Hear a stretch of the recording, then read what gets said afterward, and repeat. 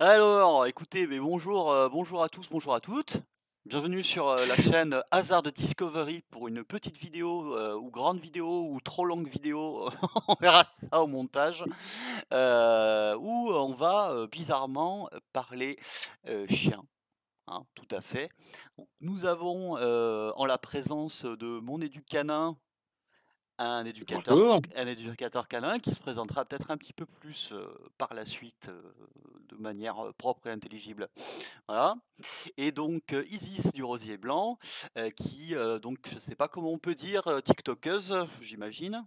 Très bien, c'est Tiktokeuse, ça. React, chien ou React, éducation? Comme tu veux. Je sais pas. Je sais comment tu de toute façon, vous allez vous présenter vous-même. Honneur aux demoiselles, n'est-ce pas? Cécile, nous t'écoutons. Bon, eh ben, moi, comme tu l'as dit, Raph, je suis sur TikTok maintenant depuis 2 ans et effectivement, ma page est consacrée, principalement aux chiens, axée aussi sur les chiens catégorisés puisque c'est la page de Mastiff. Voilà, donc je fais, effectivement, j'ai des tips, éducation, j'ai des infos sur la loi, j'ai plein de petits trucs comme ça. Voilà ce que je fais depuis 2 ans. D'accord. Monsieur mon éducanin, Alors moi, je suis Dylan. éducateur comportementaliste depuis 2 ans, déjà 2 ans. Et moi, c'est pareil, on peut me retrouver aussi sur les réseaux sociaux où je fais des petites vidéos de séances, des petites vidéos de conseils et cetera. Et je suis surtout, voilà, sur le terrain principalement. D'accord. De toute façon, on mettra vos rézales sociales, enfin la production, c'est-à-dire moi, je mettrai, donc au montage vos réseaux sociaux évidemment, pour que les gens puissent continuer à vous suivre. Donc merci d'être présent, merci de vous être présenté, d'avoir pris du temps pour faire cette petite vidéo. Heu, Et co Comme vous l'avez, gentiment accepté, tous les 2, je vais essayer de vous poser des questions. Alors, pas forcément par rapport à vos métiers respectifs, mais vraiment par rapport au monde du chien, des trucs Mmh. poilus là avec des dents là. Et il y aura un peu de tout, comme je disais tout à l'heure. Il y a des questions assez simples à répondre, et il y a des questions qui vont être peut-être un petit peu plus complexes, un petit peu plus voilà, à réfléchir, hein. Donc ça sera à vous de voir. Et de toute façon, OK. si ce que vous dites me plaît pas, je vous couperai. Non, c'est pas vrai. Donc voilà. Montage, Allez, ça y est, il est coupé le Dudu, c'est bon. Allez, alors du coup, je commence par un premier truc, très simple. Éducation, friandise, oui ou non? Oui, Ah oui, effectivement, c'était alors oui. rapide comme réponse. Bah, oui, alors, oui, parce que la mienne, elle est gourmande. Alors après, je laisserai, bien sûr répondre, Dylan parce que c'est lui le pro. Mais, moi, je pars du principe qu'il faut trouver, en fait, la récompense qui plaît le plus à ton chien, puisque l'idée, c'est de lui faire plaisir. Donc beaucoup de chiens, ça va être la bouffe, hein, ils sont gourmands comme nous. Si c'est la caresse, bah, ça sera la caresse. Si c'est le jeu, c'est le jeu. Si c'est la voix de gogol, bah, ça sera la voix de gogol. Il faut trouver, en fait, ce qui motive ton chien. Voilà. Mais pour beaucoup de chiens, c'est la bouffe et pour la mienne, c'est la bouffe. C'est pour ça que j'ai répondu, que c'est sorti aussi spontanément. Voilà. D'accord. Dylan, mon Alors, cher. je sais que pour ma part, je travaille très peu à la friandise et je commence petit à petit à rajouter un peu de friandise parce que c'est vrai qu'avec certains chiens, ça marche super bien. Mais c'est vrai que je la limite énormément parce que la friandise, c'est tout bête, mais je prends des cas tout simples. Quand vous avez un chien qui a peur ou qui est réactif, la friandise ne servira à rien. Ça ne marchera pas du tout. Et souvent, on a des maîtres qui sont désemparés parce qu'ils disent ma friandise ne marche plus. Bah, je subis et j'attends que ça passe. Donc, Après, ouais, oui, j'ai envie de dire oui, mais pas n'importe comment et pas tout le temps. alors après, oui, quand je pardon, oui, on va pas excuse-moi. lui jeter. Oui, non, pardon. Je disais oui, sur un chien réac, c'est sûr qu'on va pas lui jeter de la bouffe, hein. Non, non, C'est mais sûr que voilà. Alors là, je parlais quand même, plus ou moins d'éducation, chiot, hein, en tout cas au départ. mmh, Il y en a qui te disent très clairement, surtout pas de friandises parce que, c'est un stimuli, je ne sais pas, qui peut rester longtemps, et s'habituer à une friandise ne veut pas dire qu'il obéit à tes ordres, mais qu'il attend sa friandise. Enfin bref, il y a toutes sortes de discours. Et je parle pas d'un chien qui aurait des troubles, soit plus tard, soit après adolescence, soit, adulte, où là on essaierait de régler un problème avec la friandise, puisqu'on règle pas les problèmes avec une récompense finalement, puisqu'il faut partir plus loin, quoi, hein. Voilà, je parlais oui, vraiment du Alors chiot, hein. oui, Mmh. bah, Mmh. chio. Ah pardon, Dylan. C'est pas grave. Pour les chiots, alors oui, au début, j'aime beaucoup guider la friandise. Pour les assis, les couchers, les tu donnes et cetera. Au début, la friandise, oui, je la conseille parce que ça concentre un peu le chien, parce que souvent 2-3 mois, ils sont un peu tout fous, c'est dur d'avoir leur attention et petit à petit, cette friandise, je la fais disparaître. Donc au début, on est, admettons, à 2 sur 2, niveau friandise, puis après 1 sur 2 et ainsi de suite, 1 sur 4, ainsi de suite, jusqu'à ne plus en avoir du tout, que ça s'est remplacé par du jeu ou autre. OK, Moi, d'accord. pas remplacé, je suis restée à la friandise, mais effectivement, je suis restée sur, progressivement, en fait, sur ce que tu dis, sur de la friandise différée, enfin, ce genre de truc. Mais après, moi, j'ai Isis qui a 2 ans et demi. Chiot, je l'ai éduquée à la friandise et elle obéit aussi quand j'ai pas de friandise. Mais Mmh. effectivement, il faut pas faire distributeur toute sa vie derrière, il faut passer en friandise différée, la diminuer et cetera. Il faut pas qu'il écoute que pour ça, sinon effectivement, le jour où tu en as plus, tu peux être embêté. Mmh. Puis après, C'est t'as ça. les tu les gens qui mentent, hein, aux chiens, du coup, aussi, hein, qui leur proposent une Oui, friandise et hop, et non, il y en a pas finalement, t'es con! Voilà. Ça, c'est un peu compliqué, quoi. ouais, c'est pas une bonne idée Oui. ça. Mmh. Alors, en même temps, moi, ça m'est arrivé, hein, je lui donne un ordre, je vais chercher la friandise, bim, j'en ai plus. Là, tu te retrouves un peu comme un con, le chien est là en mode, «Vas-y, donne la friandise, là, Eh ben, j'en ai pas, tu auras un câlin cette fois, qu'est-ce que tu veux que je te dise?» Donc voilà. Donc ça, par exemple, c'était une question facile. Oui, c'est le début, c'est l'apéro, hein. Oui, voilà, c'est l'apéro. Ah ouais, l'apéro, allez, salut. Alors, deuxième petite question qui va être un peu plus compliquée. Là, ça va concerner, ça va te concerner beaucoup, Dylan, mais tu vas être obligé de parler de toi et de ton métier. Et toi, Isis, del staff del Rosier, et je pense que tu vas avoir pas mal de points de vue par rapport à ça. Mmh. Comment on peut se faire un avis sur un éducateur canin, considérant que on n'en a jamais vu avant. Attention, hein, pas qu'on en a vu 30, hein, qu'on n'en a jamais vu Ouais. avant. Et du coup, vraiment, imaginons un mec que je connais pas mal, c'est son premier chien et il a jamais vu d'éducateur canin. Il se dit, tiens, peut-être que le travail avec un éducateur canin peut être intéressant. Sauf que moi, choisir un éducateur canin, pour moi, c'est juste un type qui dit, ouais, ton chien, il faut qu'il fasse comme ça. Voilà. Est-ce qu'il y a des petits tips, des petites solutions, des petites idées pour bien choisir? Alors, premièrement, je dirais que voir qu'est-ce qu'on ressent. Parce que des fois, j'ai des personnes qui me disent: «J'ai pris un éducateur et je me sentais pas à l'aise avec lui et ce qu'il me disait, ça me faisait bizarre». C'est tout bête, imaginons, ton chien il aboie, bah, écoute, tu l'enfermes dans ta salle de bain pendant 2 heures. C'est des conseils que j'ai entendus dans le passé et la personne me disait: «Bon, je l'ai fait parce que c'est un professionnel canin, mais ça me faisait mal d'entendre mon chien crier, de pleurer et cetera pendant 2 heures. Ça me faisait mal et je me sentais pas à l'aise». Déjà ça, c'est un red flag énorme. Si on commence par un éduc qui commence à donner des conseils et on se dit: «Est-ce que c'est bon pour mon chien?» et je le fais à contre-cœur, c'est mort. Ensuite, si on a un éduc qui commence à dire: «Bon, j'ai une méthode, on l'applique et si ça marche pas, c'est ta faute, c'est toi qui as pas appliqué ma méthode», Mmh. c'est mauvais signe. En fait, ce qu'il faut et c'est ce que j'essaie de faire au maximum, quand tu vas voir la personne, déjà comprendre quel est le problème, s'il y en a, s'il y en a pas, bon, on s'adapte et surtout qu'est-ce que la personne veut et comment elle est. Si admettons, c'est une personne qui, a peur de lâcher son chien parce que peur que le chien s'enfuit et bah, si je lui dis: «Bah, vas-y, on va détacher ton chien et puis tu vas pleurer», pas et ce qu'il faut, c'est surtout se sentir bien parce que nous, on est là pour déjà rassurer les maîtres et surtout aussi comprendre le chien. Si mon chien, bah, d'habitude, il est cool comme pas permis et puis qu'à cause de cet éduc-là, il est très renfermé, il montre même des petits signes d'inconfort, de peur et cetera. Il y a peut-être une raison parce que les chiens ressentent aussi beaucoup de choses et quand on a affaire à un éduc qui est pas forcément bien intentionné, on peut avoir un chien un peu distant ou autre et surtout ça va être beaucoup le ressenti. Et pareil au niveau des méthodes. Si admettons on vous sort des méthodes qui vous semblent un peu bizarres, un peu farfelues, pas logiques, dès que ça tique un peu, on arrête. Si ça passe tout seul, que vous dites: «Ouais, bah, le gars il a l'air d'être sympa, il prend le temps de me comprendre, il prend le temps de comprendre le chien et ce qu'il me propose c'est amusant et c'est cool», c'est déjà un bon signe. Mmh. Et après reste à voir aussi, l'évolution. Si par exemple au bout de la 6e séance, il y a aucun progrès, il y a peut-être un souci quelque part. Ouais, Donc c'est dans le beaucoup de portefeuille déjà, il y a un souci, ouais.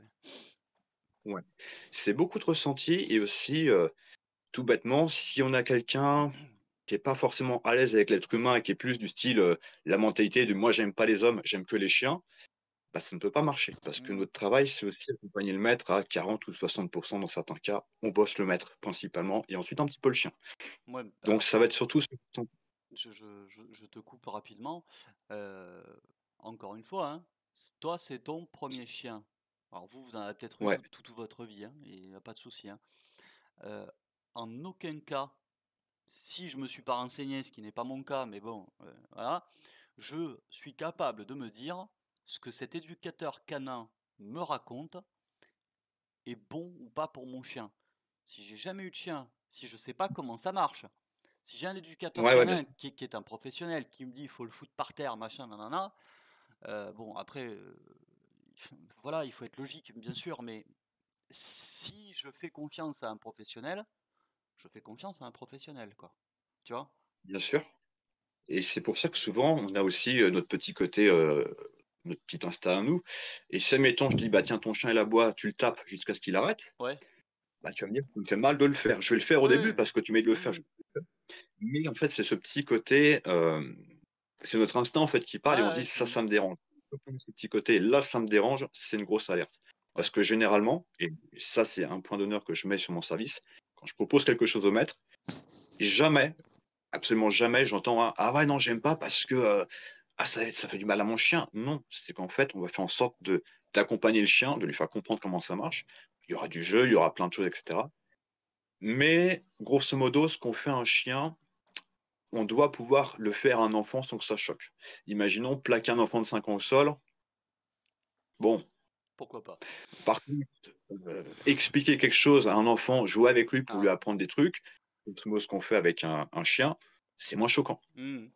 D'accord. Cécile, ma chère, tu avais levé la patte. Oui, oui, parce que moi j'ai des tips là-dessus. Tiens, regarde, moi aussi, il est là. Hop. J'ai des Oh, tips. Luigi! Salut Luigi. Ouah, tu vas me dé- Parce que moi, du coup, c'est ce que j'ai fait. J'avais pas vu d'éducateur depuis 1995, Ouais, zéro van, ouais, tu 30 ans, quoi, ouais. Mmh. voilà, où effectivement les méthodes ont un petit peu évolué. Et quand j'ai eu Isis, avant elle, je n'avais que des adultes. Et quand j'ai eu Isis, en plus des formations que j'avais fait avant, en ligne donc, d'Esprit Dog, Mmh. j'ai voulu avoir une éducatrice canin ou un éducateur canin. Et donc, comment j'ai fait? Parce que je voulais le choisir avec soin. J'ai commencé, avant d'avoir Isis, à regarder sur Google tout ce qu'il y avait autour de moi. J'ai regardé tout leur site, j'ai épluché ce qu'ils proposaient. Mmh. Ensuite, je suis allée sur leur page Facebook et là, j'ai regardé à la fois les avis, parce que sur Facebook, il y a les avis, Mmh. et j'ai regardé les vidéos de ce qu'ils proposaient. Là, il y en a une où je me suis dit, là, sa façon de parler, ça me plaît. Ce qu'elle propose, ça me plaît. Je l'ai appelée et je lui ai demandé à assister à un cours en expliquant, je vais avoir un chiot, je cherche un éducateur. Est-ce que je pourrais assister à un de vos cours pour voir si ça me convient? Mmh. Elle m'a dit oui et j'ai donc assisté en famille à un cours collectif qu'elle donnait pour voir si ça me correspondait. Et bon, moi, je discute beaucoup depuis longtemps avec Dylan et je suis vraiment d'accord avec sa vision du chien. Mmh. Et effectivement, si elle avait commencé à me parler de tu es le mâle alpha, je couche ton chien, etc., j'aurais fui. Ça, pour moi aussi, gros, gros red flag. Mmh. Effectivement, il y a le ressenti. Si on t'oblige, si on te demande de faire des choses où tu te dis comment fermer le chien, par exemple, ou celui pour la propreté qui dit il faut l'attacher en laisse courte la nuit à un meuble pour qu'il fasse pas pipi. Enfin, à un moment donné, si toi, ça te choque, Mmh. c'est que c'est. Voilà. Donc, effectivement, j'ai assisté à ce cours. J'ai pu constater que tout allait dans le sens que je voulais. C'est comme ça que j'ai validé mon éducatrice qui est géniale. Voilà, zéro regret. Donc Effectivement, on lui fait un bisou d'ailleurs, hein. voilà, Noël. j'ai fait de la recherche. Voilà. Donc pour résumer finalement, écouter son instinct, écouter, une certaine forme de cohérence. Ce que vous n'avez pas envie qu'on fasse, qu'on vous fasse à vous, à vos enfants ou, à des gens proches, et cetera. On n'a pas envie que le chien le subisse. Par conséquent, on se renseigne même un petit Voilà. moment, avant, en épluchant un peu le Ternet, le YouTube, le TokTok et cetera quoi. D'accord, très bien. Le renseignement, l'instinct, la cohérence. Oui, Ça. Voilà. Et évidemment, on reparlera peut-être un jour d'Esprit Dog, mais peut-être pas aujourd'hui. Voilà. Tac, tac, tac. Ça rejoint une deuxième partie de question. Finalement, est-ce que le boulot d'un éducateur canin, c'est pas aussi la pédagogie, la sensibilisation des maîtres la vraie sensibilisation des maîtres à toutes les problématiques qui puissent exister avant même d'avoir un cours d'éducation canine, quoi. J'ai envie de dire oui, parce que c'est tout bête, mais la plupart du temps, quand on a des troubles avec les chiens, des fois, ça vient de petites choses, des toutes petites choses qui font que petit à petit, le maître, bon, sur le coup, ça l'a fait rire. Et puis petit à petit, cette petite chose commence à évoluer. Et un jour, bah, notre chien a des gros soucis. Mmh. Et j'ai l'exemple avec Taiga, qui est une Mmh. malinoise agressive, qui attaque. À la base, elle avait juste un petit peu peur de l'être humain. Il y avait des petites réactions de peur, puis des petits grognements.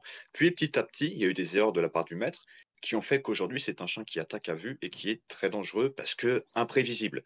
Elle a mordu, d'ailleurs récemment, elle a mordu 2 personnes durant la semaine, là, cette semaine-là, elle a mordu 2 personnes de sa famille et des morsures imprévisibles. Le chien, il est cool à côté de toi pendant 1 heure et demie et là, hop, mort parce que tu as bougé ta jambe. Et nous, en tant qu'éduques, notre rôle, c'est aussi de dire aux gens, faites attention parce que des petits détails comme ça qui vous font rire peuvent avoir des grosses conséquences. Mmh. Ah bah tiens, mon chien, il a eu peur du bus, bah c'est marrant. Bah après, il va peut-être sauter sur le bus pour l'attaquer. C'est un exemple comme un autre. C'est le bus qui va gagner, hein. Là, je te le dis de suite, hein, Ouais. Mais moi, je mets beaucoup dans les questions que j'ai en DM, en fait. Et c'est totalement ça. Hein. Les gens, en fait, quand ils ne savent pas, Mmh.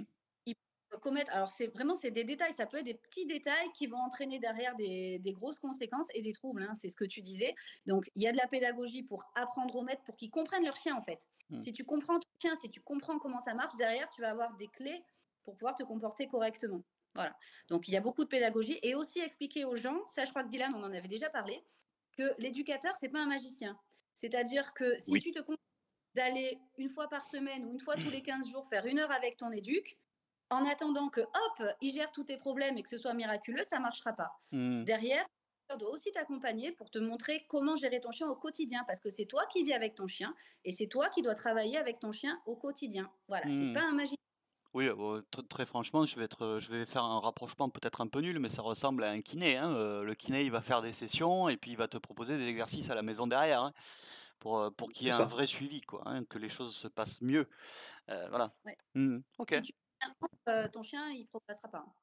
Oui, oui, non, mais tu vois, moi, ça me fait penser à un exemple, moi ça m'amuse beaucoup, mais je sens que je suis en train de faire une connerie à plein nez. C'est, un truc à la con, hein, tu sais, tu sors le sac poubelle, tu le fais comme ça et ça fait pareil avec les vêtements quand tu les étends et que tu les tapes un peu, tu as le chien qui fait un comme ça, Oui. qui fait un petit recul, un petit bond. Alors, j'hésite entre le moment où il remue la queue et qu'il a envie de jouer ou le moment où il a eu un peu peur. Je me dis: «Attends, attends, attends». 10 minutes après, je me dis: «Quel trouble je vais pouvoir lui développer avec ça?» Il va avoir peur des sacs poubelles, il va m'attaquer toutes les poubelles, tu vois? J'en sais rien, tu vois? Bon, après on verra, hein, comme je le dis souvent, quand on est renseigné, enfin moi c'est pareil, hein, j'ai pris les formations Esprit Dog, Chiot notamment, au départ. Parce que ça me semblait être le plus, cohérent et il faut pas déconner, le moins cher aussi, hein, c'est pas voilà, hein et tout ce que j'ai retenu, c'est ça, c'est la cohérence et souvent quand il y a un trouble et un problème, c'est un moment qu'on les a, encouragés, à un moment ou à un autre, à avoir ces troubles, ces problèmes, quoi. Enfin, en tout cas, c'est ce que j'ai cru comprendre à force de discuter aussi, avec vous, hein, notamment, mais avec d'autres éducateurs canins et d'autres passionnés aussi, hein. Oui, parce que tu vois, un exemple tout bête. Parfois, j'entends des personnes qui me disent, bah, je comprends pas parce que mon chien, ça fait 1 semaine qu'il est réactif congénère. Avant, il l'était pas, ça se passait bien, et du jour au lendemain, il est devenu réactif congénère. Et en fait, le souci, c'est ça, c'est que peut-être que ça fait 5, 6 mois qu'il commence à avoir des peurs ou quelque chose qui fait qu'il devient de moins en moins tolérant au congénère.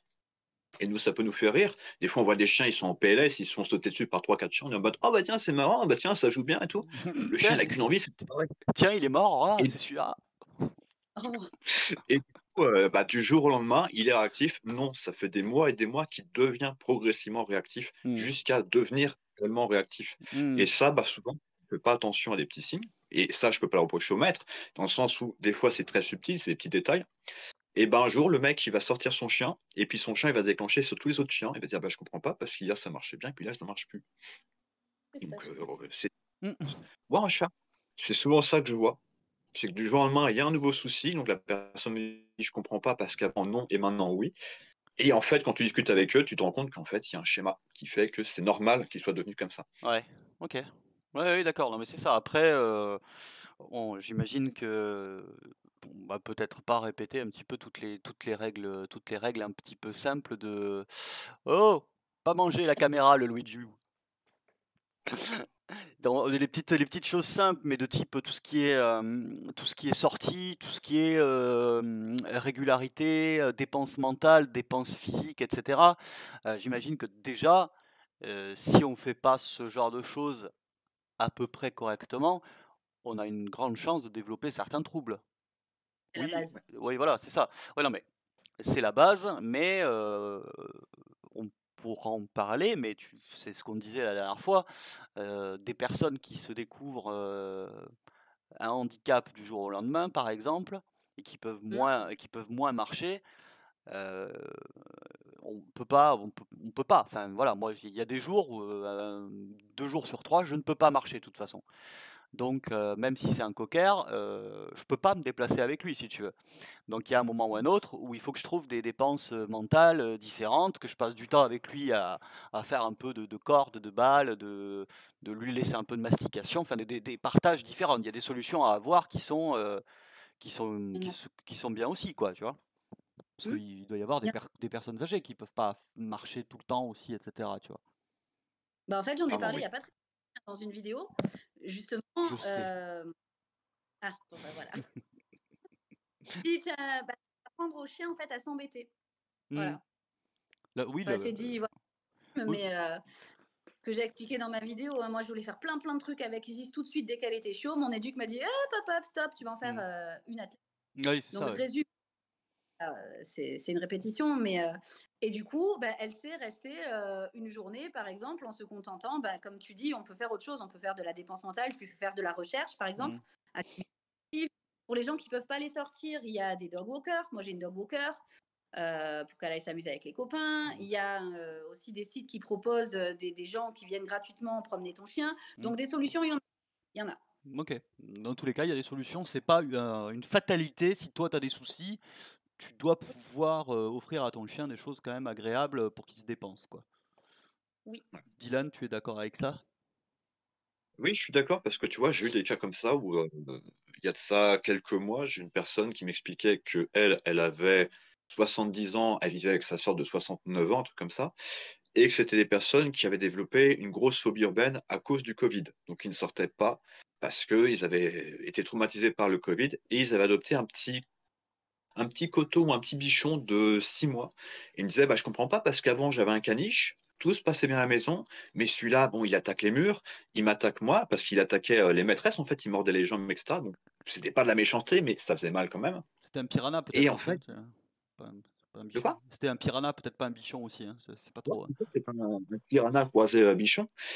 Et en fait, tu vois, juste de mettre des petites activités, donc bon, la maîtresse pouvait pas trop sortir, donc et puis on a essayé de proposer des petites solutions pour que ça soit quand même comblé tout ça, que la personne soit elle donne son chien à des amis de temps en temps pour faire des petits tours et cetera, mais proposer des activités et cetera. Parce qu'au début, sans déconner, les dames m'expliquaient qu'elles avaient 3 ou 4 pantalons pour éviter de ressentir les morsures. Donc elles avaient des protections, des fois elles me disaient: «Je mets des bouts de plastique sous mon pantalon pour ne pas sentir la morsure».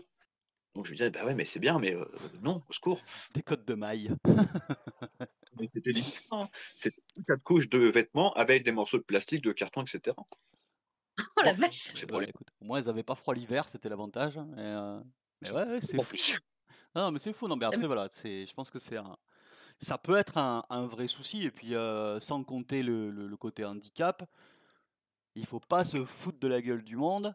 Quand il fait, -6 et qu'il flotte, les gens ont moins envie de sortir, quoi. Je suis désolé. Alors on se force, c'est un fait, mais la balade, elle va pas durer 1h30 avec toutes les stimulations qu'on peut avoir d'habitude, où il y a plein de chiens, où c'est, l'été, où c'est machin. C'est pas c'est évident. Je pense que, on peut pas cacher ça aussi qu'à un moment ou à un autre, il fait nuit à 5 heures, il fait nuit à 7 heures. Enfin voilà, moi j'ai un chien noir, je le vois pas, hein, de toute façon, donc je sais pas où il est, tu vois? Non mais de quoi? Il y a des colliers lumineux. Ouais, je sais, mais Mais oui, bon, voilà et j'ai assez acheté de trucs pour lui maintenant, ça me suffit, il a une queue blanche, donc c'est bien, j'arrive à le voir avec sa queue comme ça. c'est bon. Voilà, mais bon, c'est débile, hein, mais il y a des moments où tu as moins de possibilités de sortir de toute façon, hein, voilà Mmh. quoi.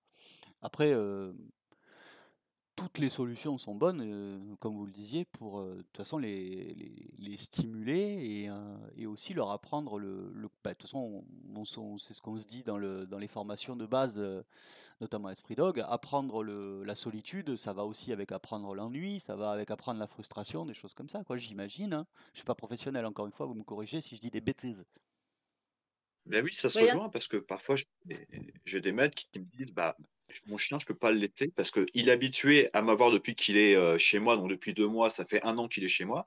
Il est habitué à avoir tout le temps quelqu'un chez moi à la maison, donc soit les enfants, soit les parents, etc.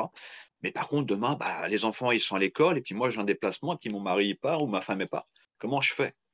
C'est bien, mais en fait, ça, il faut le préparer avant le jour où tu n'as pas le choix. Il faut y aller petit à petit. Sinon, bah, le jour où tu es confronté au problème, bah, soit tu trouves quelqu'un pour aider le chien, soit tu assumes que ton canapé il va être en 4 et que les murs, il y aura des trous dedans. Faut mettre des briques au lieu de mettre du placo, les copains. Hein, Vas-y, il faut Cécile. surtout pas. Ouais. Oui, moi, c'est ça. En fait, j'ai arrêté de travailler quand j'ai eu Isis pendant 1 an pour m'en occuper. Et pendant 5 mois, je suis restée avec elle 24 heures sur 24. Et j'ai repoussé le moment justement de la solitude parce que j'avais peur que ça se passe pas bien. Et j'ai suivi du coup les préconisations d'Esprit Dog. Et j'ai fait une part de 30 secondes. Là, j'en parle parce qu'il y a des gens qui me contactent pour la solitude, justement, qui ont des problèmes. Et ils me disent, mais j'ai laissé qu'un quart d'heure. Et je dis, mais un quart d'heure, c'est la fin. C'est pas le début. Moi, j'ai commencé par des faux départs de 30 secondes, plusieurs fois. Je suis passée à 1 minute, etc. Et résultat, elle était 24 heures sur 24 avec moi pendant 5 mois. Et la solitude n'a posé aucun problème. Quand je m'en vais, elle dort. Et Ah oui, voilà. j'ai jamais eu. À part une poubelle. Oui, bon, ben ça Voilà. après, ça arrive. Moi, il a bouffé des prises électriques, des conneries comme ça, il n'y a pas de problème. Hein, mais bon, je suis étonné qu'il soit pas électrocuté d'ailleurs, ce chien. Mais bon. Ah.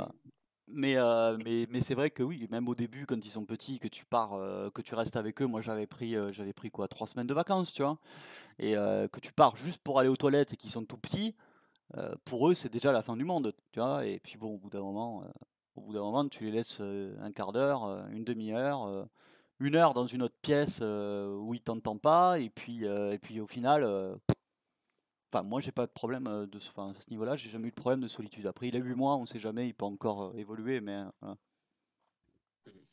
Et tout Ouais. bêtement, il y a plein de chiens où je demande au maître, est-ce que quand vous changez de pièce, le chien vous suit? La plupart du temps, c'est oui. Parce qu'en fait, le chien, il dort à moitié. Dès que le maître bouge un petit peu, on voit le chien, hop, il se redresse tout de suite. Et si le maître, il va dans la cuisine, dans la salle de bain, peu importe où, le chien va le suivre.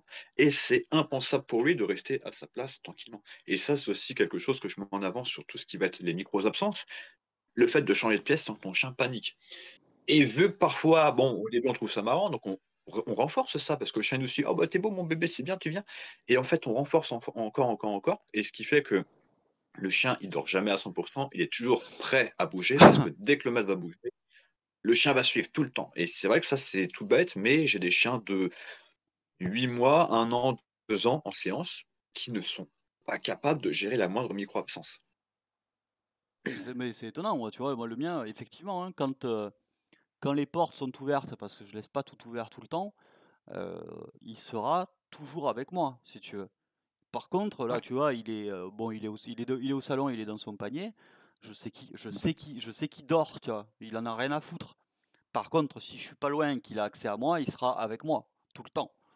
Et c'est pourtant, je lui dis, fais dégage! Non, ça marche pas, hein, il s'en fout. Il dit, ouais, génial, dégage, ouais. Voilà, bon, et après, il va s'habituer, ça va changer, on va changer de maison encore, donc voilà, il y a des choses qui vont évoluer, mais c'est vrai que là, si je réouvre les portes, il sera sur le lit derrière moi dans 5 minutes, ou en train d'essayer de jouer avec le chat, quoi. Mais il dormira pas. Ouais. Voilà, quoi. Est-ce que ça va pour l'instant? Je vous ai posé des questions toutes mignonnes, toutes gentilles. Oh, mais ça fait Non, ça va peur. être- Hein? Comment ça, tout mignon, tout gentil? Ça fait peur. Il y a des questions qui vont être pas mignonnes et pas gentilles. Ouais, Je crois que il y a des questions Attends, mais qui... je crois que embêter mon chaton, je reviens. Vas-y, Attends. vas-y. Yes. Alors, du coup, il me reste 2 petites questions qui vont être un petit peu plus polémiques, comme on dit. C'est du turc, polémique. Et donc, on va évidemment parler de chiens méchants. Attention, ah mon Dieu. Voilà. Déjà, je vais poser une question, que je pense quand même que beaucoup de gens, se posent, légitimement ou pas d'ailleurs, hein, mais est-ce qu'il y a des moi j'en ai marre de cette question. Est-ce qu'il y a des races de chiens spécifiquement, spécifiquement, nées pour être, dangereuses ou spécifiquement des races de chiens nées pour être mignonnes comme tout, tel un labrador retriever qui mord plein de jambes? Puis-je répondre? Sylvestre. Je vous en prie, Oui. madame Durosier. Bon, alors, la science a tranché, en fait, pour tous ceux qui se poseraient la question. L'Agence nationale de sécurité sanitaire a rendu en 2020 un rapport sur le risque de morsure. Donc, c'est je ne sais plus combien de professionnels qui ont étudié tout ça. Il en ressort que la race, toute seule, n'est pas un facteur déterminant dans le risque de morsure. Ça veut dire quoi? Ça veut dire qu'il n'y a pas de race génétiquement programmée à plus mordre un humain. Dans les causes de morsure, alors là, Dylan, tu pourras les détailler certainement mieux que moi, mais tu as bien sûr l'éducation, tu as la façon aussi dont le chien a été élevé, la façon dont il vit, c'est-à-dire s'il vit en foyer ou si on laisse vivre dehors. Enfin, il y a tout un tas de facteurs, si c'est un mâle, une femelle, enfin bref. Mais la race n'est pas un facteur déterminant. Et il n'existe pas de race ni méchante, ni de race gentille. Et ça, c'est bien que les gens le comprennent. Parce que moi, j'avais une anecdote aussi là-dessus dont j'avais parlé au tout début. Des gens qui avaient adopté un cocker parce qu'ils ont dit textuellement, je n'ai aucune connaissance, donc je ne veux pas me fatiguer à éduquer mon chien, je veux un chien gentil. Ils ont adopté un cocker. Le cocker, au bout de 2 ans, c'est la cousine en fait qui m'a contactée parce qu'elle m'a dit c'est un pitbull. Désolée pour les pits, elle m'a dit.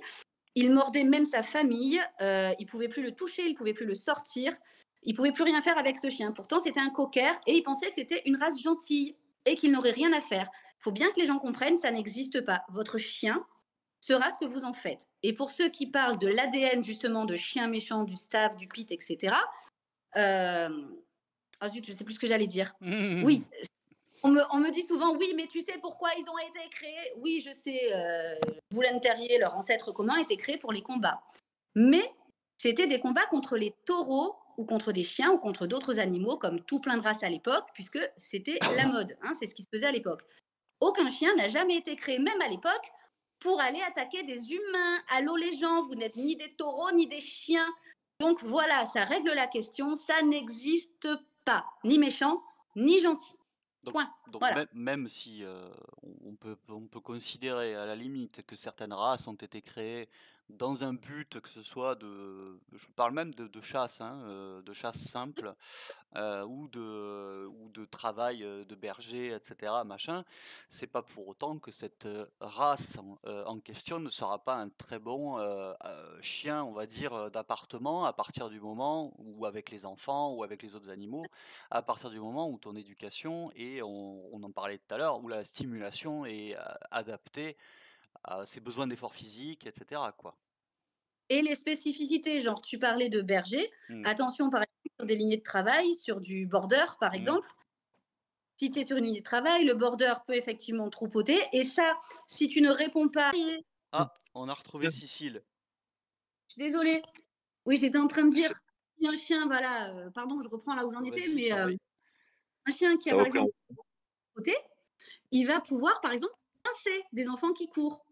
Donc, effectivement, il faut donner à ce chien la stimulation mentale et éventuellement le faire travailler. Je sais qu'il y a des clubs canins qui le proposent, de faire du troupeautage avec des gros ballons. Donc, il faut effectivement adapter la dépense mentale et physique de ton chien. Voilà. Mais aucun chien n'est programmé à mordre l'humain. Même s'il troupote, qui pince ses enfants, il n'a pas été programmé au départ pour pincer tes enfants. Oui, Voilà. ça paraît logique, mais c'est toujours bon de préciser les choses. Dylan, mon cher, as-tu un avis à ce sujet? Alors déjà, je Merci, ferai pas allez, aussi... salut. je ferai pas un aussi bon résumé, mais pour être clair, c'est simple. Quand on a une morsure de chien, c'est jamais gratuit. Un chien mord pas pour mordre gratuitement comme ça. Soit il a eu peur. Imaginons, je connais pas le chien, il est dans un coin et je veux le caresser parce que je comprends pas que le chien me montre les crocs et qu'il va me bouffer la gueule. Je veux le caresser, il va me mordre. Si admettons mon chien, il est en pleine période de stress. Imaginons, je sais pas, il est réactif ou autre. Je le prends en collier, je le retire vers moi. Je peux avoir une morsure redirigée. Si admettons, je sais pas, mon chien devient agressif parce qu'il y a des heures de fait et il devient agressif avec le temps, là il peut mordre. Ou alors un cas qui est tout bête mais qui est réel, j'ai eu le cas dans le passé, on en avait parlé, il y a des chiens qui peuvent tout simplement avoir une tumeur au cerveau, qui fait que ton chien il est adorable à côté de toi et sans aucune raison, il va être incontrôlable et attaqué. Et j'ai eu un maître ou deux qui m'en a parlé, qui dans le passé avait des chiens dans ces cas-là, et malheureusement, là, on ne peut rien faire. On est obligé de passer par l'euthanasie. Mais sinon, un chien ne mord pas pour mordre, peu importe que ça soit un staff, un labrador ou autre. Et surtout, comme disait Cécile, il n'y a pas de chiens qui sont créés pour être adorables et mignons. Il y a des chiens qui sont peut-être un petit peu plus tolérants, mais là, ça sera sur l'individu, ça ne sera pas sur la race. Et on aura des labradors. Il y a combien de labradors qui ont mordu en France? Il y a combien de bergers allemands, de malinois, De il y a tout. combien de chiens pas De tout. catégorisés qui ont mordu? Combien de caniches, de chihuahuas, de trucs comme ça? Donc au final, il n'y a pas que les staffs, il n'y a pas que les rottes. Et en fait, ce qu'il faut comprendre, c'est que la race peut te donner une idée de la morsure, parce que c'est vrai qu'un rot va attaquer un peu plus sauvagement quand il va attaquer qu'un chihuahua, évidemment, Pas mais ça plus ne veut pas dire. Non, non, pas plus sauvagement. C'est juste qu'il a une plus grosse mâchoire. Il fera de plus gros dégâts. Il n'est pas plus sauvage. Oui, quand je dis sauvage, niveau des dégâts, je voulais dire il va attaquer forcément, mais il aura plus de force qu'un berger allemand ou Oui, autre. Mais ouais, peu importe le chien, j'en vois plein, moi, des petits chiens qui sont comme ça, qui sont ultra réactifs à tout, parce que ta mamie qui les prend dans les bras et qui sont au secours, au secours. Et moi, quand j'étais gamin, j'avais une voisine qui disait tout le temps, bah tiens, Kiki il m'a mordu, il m'a mordu. Il était comme ça, le chien, mais il n'arrêtait pas de mordre sa maîtresse. puis ça Donc, lâche il n'y a pas, pas. hein. Ça lâche pas, ça tient le bras comme ça. Petit chien, là. Et puis, ça fait mal, hein, même les chiens, hein. Ma voisine, elle s'est fait. Ça me tente pas, moi. Non, mais après, Et c'est là-dessus qu'on en vient, c'est-à-dire qu'à un moment ou à un autre, on est quand même d'accord qu'il y a une différence entre un poisson rouge et un mégalodon, quoi. Tu vois ce que je veux dire? oui, C'est-à-dire qu'à Oui. un c'est moment, il y a même si, en effet, ça reste pareil, hein, ça paraît logique, et je pense qu'on a tous répondu à cette question 100 fois. Il n'y a aucun chien qui est prédestiné ni à mordre, ni à être agressif, ni à être gentil, ni à être une saucisse, ni je sais pas. Ils sont juste éduqués à un moment ou à un autre dans un environnement qui fait qu'ils peuvent rediriger, protéger de la protection. ressource, protectionnisme du ressource.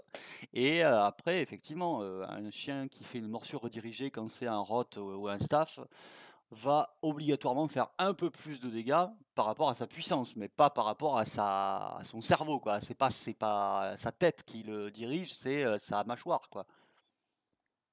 Vas-y. Et c'est là où je veux dire quelque chose, parce que c'est un truc, moi, que j'ai H24 sur ma page et qui m'agace un petit peu. Mhm. C'est que les gens, pour t'expliquer qu'un gros chien va faire plus mal qu'un petit, on va te dire je préfère être mordu par un chihuahua que par un staff. Donc, premièrement, je tiens à rappeler que n'importe quoi de plus gros qu'un chihuahua va te faire plus mal qu'un chihuahua. Et que entre le chihuahua, le staff et au-delà du staff, il existe des dizaines de races. Donc, j'aimerais qu'on cite d'autres races que systématiquement le chihuahua et le staff. Mhm. Au niveau de la puissance de morsure, le staff, il est à 235 de PSI. Il y a toute une palanquée de chiens qui sont au-dessus, dont le rot, par exemple. Mais on Ouais, cite le rot et le staff, les chiens catégorisés. Mais il y a tout un tas de chiens qui ne sont pas catégorisés, qui sont plus puissants bien sûr. ou qui sont plus puissants que le chichi. Et on te dit toujours, je préfère être mordu par un chichi que par un staff. Moi, je Oui. préfère ne pas être. Et n'importe quoi, voilà, de plus gros qu'un chichi te fera plus mal. Mhm. Et le staff est loin d'être le plus puissant au Oui. niveau de la force de morsure. J'imagine qu'un bouvier bernois, t'as pas envie de te faire mordre non plus, hein, clairement. Pour un mondial, tout simplement, il n'est pas catégorisé, mais on dit que c'est lui qui a la plus puissante de toutes les mâchoires, donc du règne canin. Pourtant, il n'est pas catégorisé et Mhm. il y a des Bengales qui ont attaqué l'homme, ça c'est sûr. Mais je suis sûr qu'il y a des gens qui se disent il n'y a que les staffs qui mordent et qui oublient qu'à côté, on a je ne sais plus combien de races exactement, 360 et des patates. Il y a 360 races qui peuvent se mordre, tout simplement. Oui, enfin, c'est un Parce animal, qu'il y a quoi. des. Enfin, c'est logique, hein. À un moment, honnêtement, hein, entre me faire mordre par mon chat qui sait exactement où est-ce qu'elle va faire mal et mon chien qui va faire une bêtise en mode oh, je t'ai mordu, pardon. Machin, je préfère que ce soit lui. Bah oui, clairement. Parce que elle sait exactement où attaquer. Et non mais, elle le fera avec intelligence, si tu veux. Le chien, il va le faire. Enfin, j'ai l'impression Alors, qu'il. elles peuvent faire mal, hein, Bien sûr, mais bon. mais Oui. voilà, il faut lâcher les staffs et les rottes. En fait, c'est ce que je disais pendant que Dylan parlait. Je suis désolée, mais ça m'énerve tellement. parce que tu as raison, mais les gens. Zut, j'ai plus de batterie. Ah, Ah, c'est bon. encore? Les gens il n'y a que les staffs parce que enfin, moi, j'ai tout un onglet média sur ma page d'accueil et je montre comment on te biaise le truc, en fait, comment on te matrixe le cerveau. Et le staff, au final, les chiens catégorisés, de manière générale, font partie des moins mordeurs. Mais comme on ne te parle que d'eux, tu as l'impression qu'effectivement, c'est les mégalodons du monde canin, Mmh. alors que non. Voilà, dans la réalité, non. Après, je vais Ah, refaire, je suis- le sens commun, hein, mais on nous a mis dans la tête des choses, mais c'est le concept des dents de la mer. Mmh. On t'a proposé un requin tueur, du coup tu te dis aïe aïe aïe, tous les requins vont te tuer, tu vois. Alors qu'à la base, le poisson, s'en bat les couilles, hein. Mais voilà, alors effectivement, si on te met des Doberman dans Resident Evil et qu'on te dit ah non, non, mais le Doberman il est gentil, non, non, je l'ai vu, il a attaqué. Bah oui. Ouais, mais c'est logique. Euh, Oui. c'est l'imaginaire commun, c'est à nous de enfin c'est à vous surtout, parce que bon, moi j'ai pas de légitimité, mais c'est à nous tous de démonter un petit peu les clichés à ce niveau-là, ouais, je pense. Bah, Oui, tu prends un surtout. truc tout bête. Pardon, vas-y, Dylan. Vas-y, Merci. vas-y. Tu prends le bosseron, bah, c'est un chien qui est pas si connu que ça. Il y a des coins, ils connaissent pas du tout le bosseron. Et bah, les gens ne savent pas si c'est un Rottweiler ou un Doberman. Et dans les deux cas, ils voient un bosseron arriver, ils ont peur. Oula, c'est catégorisé. Non, pas du tout. C'est un chien qui est gentil comme tout quand as fait un bon travail dessus. Et vas-y, Cécile, du coup. Je sais plus. Ah oui, oui, je disais aussi par rapport à l'imaginaire ce que tu dis. Alors là, on a employé l'image du requin. Moi, j'emploie souvent l'image du loup. Tu sais, du loup Oui. dans l'histoire du petit chaperon rouge. S'il n'y a pas le loup, l'histoire, elle n'est pas intéressante. On a une loi qui s'appelle de 99, la loi sur les chiens dits dangereux. Mhm. Déjà, rien que on pose les bases. Cette loi qui a été faite donc dans l'urgence par des gens qui n'ont pas écouté les préconisations des professionnels du monde du chien. Ils n'ont pas écouté les vétos, ils n'ont pas Mhm. écouté les éducateurs qui ne voulaient pas catégoriser par race. Non seulement ils ne les ont pas écoutés, mais en plus, ils ont appelé leur loi la loi sur les chiens dits dangereux. Autant te Mhm. dire qu'on n'est pas. Aujourd'hui, tu as tout un tas de gens qui partent du principe que si on met la muselière à ces chiens-là, c'est pas pour rien, alors qu'ils ne sont pas au courant de l'origine de la loi de 99, de pourquoi la loi a été faite et Mhm. comment elle a été faite. Donc c'est vrai que la loi n'aide pas du tout parce Mhm. que ça contribue à cette image de loup-garou. D'ailleurs, il me semble il me semble qu'on peut conseiller le reportage Esprit Dog là-dessus, hein, il me semble qu'il a fait une sorte de complément d'enquête assez détaillé sur ça et je trouve qu'il en parle assez bien. Voilà. Et Euh, il a interrogé le législateur de l'époque, du coup, qui voilà, lui ouais. met dans l'urgence. Bon, Oui, ça oui. devrait être revu. Bon voilà, la loi a disparu dans d'autres pays, on est à la traîne, mais bon voilà. Je pense que la loi, le nom de la loi, la muselière, tout ça n'aide pas. Voilà, Oui, forcément. ah ben ça donne toujours une image, bien sûr, c'est l'image qui joue chez les gens, hein. C'est pas la vérité, puisque la vérité c'est que t'as aucun chien qui vont te mordre, hein, par plaisir. Donc c'est l'image qu'on en fait en tant que molosse, en tant que catégorisé, en tant que machin, bah, ça porte son nom. Si t'es catégorisé, c'est qu'on te fout une étiquette de chien dangereux. Donc a priori, il est dangereux. C'est pas la réalité, mais c'est une image.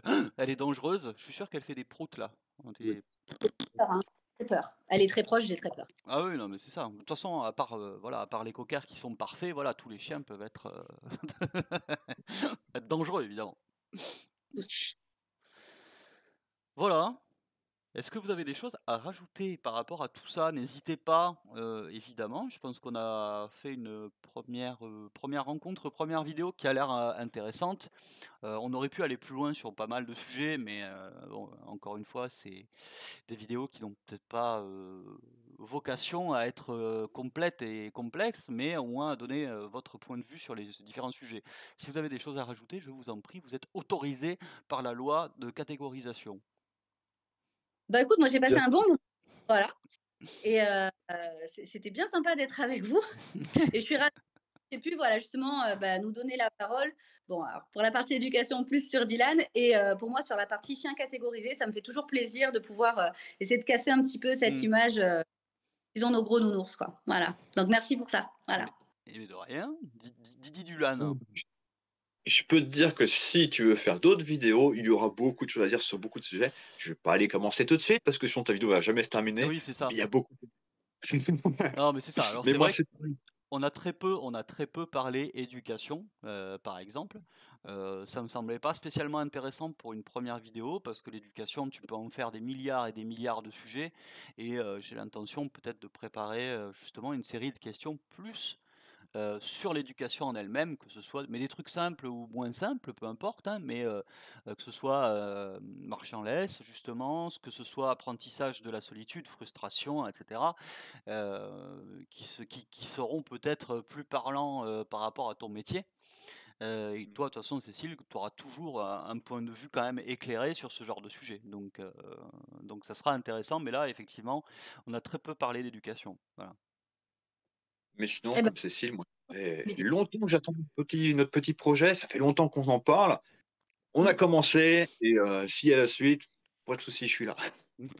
Ok. Bon. Eh bien, écoutez, merci à tous les deux. Merci à merci. toi. Je vous souhaite une très bonne journée, une très bonne fin À de toi. journée. Merci. Et puis, moi, je vais aller sortir mon chien parce que c'est pas tout ça, mais monsieur va faire la crise. C'est le- Eh ben, bisous les garçons. Merci beaucoup, Raph. Salut! Vous Salut. aussi, bisous. Bisous!